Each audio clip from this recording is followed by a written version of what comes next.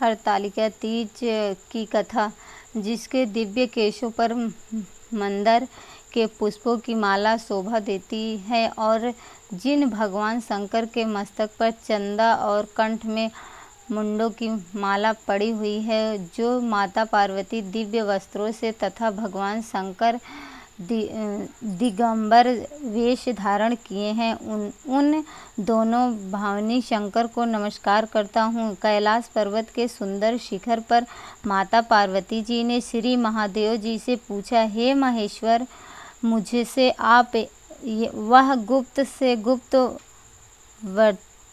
वर्ता करिए जो सबके लिए सब धर्मों से भी सरल तथा महान फल देने वाली हो। हे नाथ, यदि आप भली भांति प्रसन्न हैं तो आप उसे मेरे सम्मुख प्रकट कीजिए। हे जगतनाथ, आप यदि मध्य और अंत रहित हैं, आपकी माया और कोई पार नहीं है। आपको मैंने किस भांति प्राप्त किया है?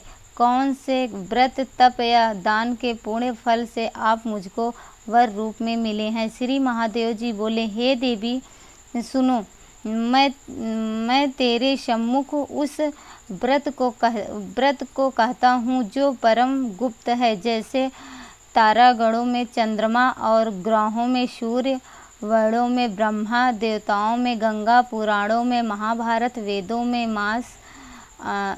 वेदों में साम और इंद्रियों में मन श्रेष्ठ है, वैसे ही पुराणों और वेद सब में इसका वर्णन आया है, जिसके प्रभाव से तुमको मेरा आधा आसन प्राप्त हुआ है। हे प्रिय, उसी का मैं तुमसे वर्णन करता हूँ, सुनो। भाद्रपद भादो मास के शुक्ल पक्ष की हस्त नक्षत्र संयुक्त तृतीया के तीज के दिन इस व्रत का अनुष्ठान मात्र करने से सब पापों का नाश हो जाता है। तुमने पहले हिमालय पर्वत पर इस महान व्रत को किया था, जो मैं तुम्हें सुनाता हूँ। पार्वती जी बोली, हे प्रभु, इस व्रत को मैंने किस लिए किया था, यह मुझे सुनने की इच्छा है, सो कृपा करके कहिए। शंकर जी बोले, आर्यव्रत में हिमालय नामक एक महान पर्वत है, जहाँ अनेक प्रकार की भूमि अनेक प्रकार के वृक्षों से सुशोभित है, जो सदैव बर्फ से ढके हुए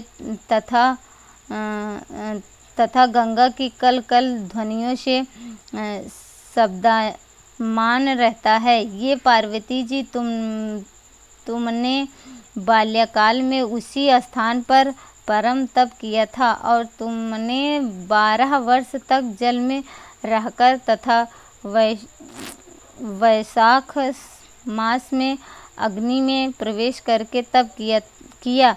श्रवण के महीने में 12 खुले में निवास कर अन्न त्याग कर तप करती रही। तुम्हारे उस कष्ट को देखकर तुम्हारे पिता को बड़ी चिंता हुई। वे चिंतातुर होकर सोचने लगे कि मैं इस कन्या की किससे शादी करूं। इस अवसर पर दैवयोग से ब्रह्मा जी के पुत्र नारद ने तुम्हें शैलपुत्री को देखा। तुम्हारे पिता हिमालय ने देव ऋषि को अर्घ्यपाद्य आसन देकर सम्मान सहित बैठाया और कहा, हे मुनीश्वर, आपने यहाँ तक आने का कष्ट कैसे किया, कहिए क्या आज्ञा है? नारद जी बोले, हे गिरिराज, मैं विष्णु भगवान का भेजा हुआ यहाँ आया हूँ।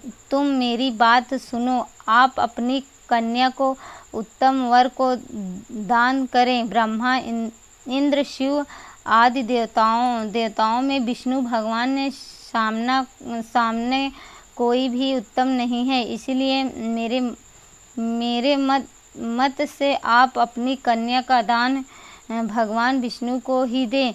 हिमालय बोले, हिमालय बोले, यदि भगवान वासुदेव स्वयं ही कन्या को ग्रहण करना चाहते हैं और इस कार्य के लिए ही आपका आगमन हुआ है तो वह मेरे लिए गौरव की बात है। मैं अवश्य उन्हें ही दूंगा। हिमालय का यह आश्वासन सुनते ही देवऋषि नारद जी आकाश में अंतर्धान हो गए और शंख चक्र गदा पद्म एवं पीताम्बरधारी भगवान विष्णु के पास पहुँचे।